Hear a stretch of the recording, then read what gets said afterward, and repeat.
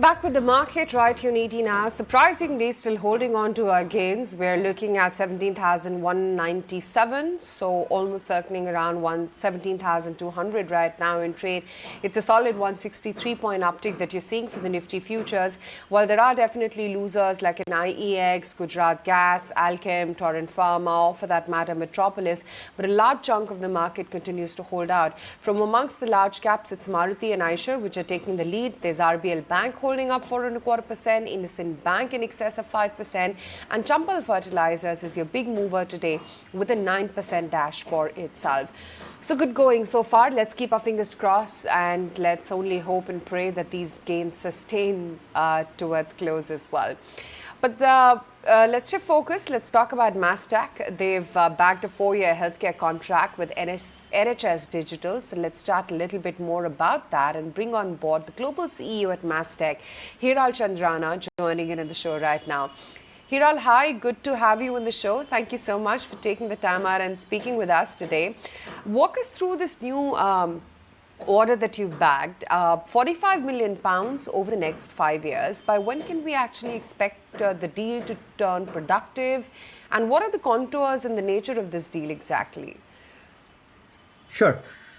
Good morning, and thanks for having me on the show. Let me take a little bit of step back so that I can tie things together as it relates to this deal. It's a very strategic and big milestone win for us. It actually goes back to earlier this year when we were selected as part of the broader NHS strategic partner list, where there was an 800 million framework and a few partners that were selected, including Mastek. And if you fast forward to where we are today, this deal in many ways is a first big milestone, at least from our organization perspective.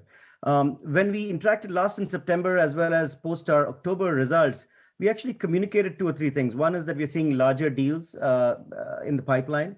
We're also betting big on the healthcare sector as a whole. This is globally. And while US is a big market focus for us, but we continue to be very bullish in the UK sector. And we're also betting big on data and automation. So in many ways, this NHS deal brings all those 3-4 dimensions together. And while, of course, it is very strategic from a size and visibility perspective, but we're very delighted to say that it has a huge social impact as well, because this is really sponsored by the Secretary of State, the Health and Social Care Departments in UK. It's to do with the patient safety. It's to do with how we ensure that there's no side effects when there are implants and medical devices that are inserted. So it brings together a lot of intelligence and data so that we can ensure that the patient safety is taken care of. And so it is a 4-year deal, not a 5-year deal. 45 million pounds, as you said, roughly about $60 million. And hopefully starting with that foundation, many more to come in the future.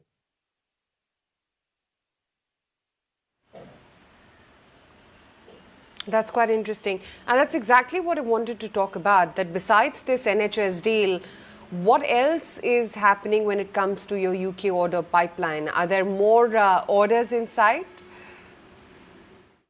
Yeah, the pipeline has continued to remain healthy. There are multiple mid-sized to large deals that we are contesting. This deal also gives us, the team has done a fantastic job. We had one of our best leaders move to UK recently to lead that geography, and we've got some good, strong leadership out there. So the winning of this deal in some ways also gives us additional confidence for the future bids, not just at NHS, but also in other public and private sector markets out in the UK. We're actually seeing some good momentum, interestingly, even in Europe, which is outside of UK. And our US business continues to grow in the right direction. We've talked to you in the past about our integration with Evosys, which is the acquisition that we made in the cloud implementation space. And that has now continued to pick up steam where we are getting integrated deals, right? Front office to back office, SaaS cloud managed services deals, which are more end to end, and multiple technologies in the framework with a lot more digital and data embedded into it. So the deal mix is across the board looking positive. Hiral, that's great to hear. Just trying to understand with this deal win and the pipeline that you're laying out, what is the anticipation in terms of hiring? How large will your workforce have to be, for example, by the end of this year, and how will you have to build it over the course of the next 4 years in order to keep pace with the demand that you see? Sure. Yeah, how the industry is going through a challenging time from a talent and hiring perspective. We've taken some very specific steps, and we've been very open and vocal about it. We are focused on our top talent. We are focused on digital and cloud skills. Most of our business is in that space, so we are very targeted when it comes to skill transformation, when it comes to hiring. We deal a lot with the business stakeholders, and more and more of our engagements are business outcome based. So while people is a very critical dimension, a lot of our business is starting to get into fixed price and as well as outcome based. So we want to disconnect a little bit, right? The direct dependency on people. Having said that, there's a massive hiring, push for us. We've stepped up. We've actually gotten some new talent in the organization to lead that talent acquisition and recruiting space. There is, a few hundred people that we'd like to hire every quarter to keep up with the demand. Of course, there is going to be some quarters where we'll have some peaks and valleys, but in general, anywhere between 200 to 500 people every quarter is what we're looking at hiring for the foreseeable future.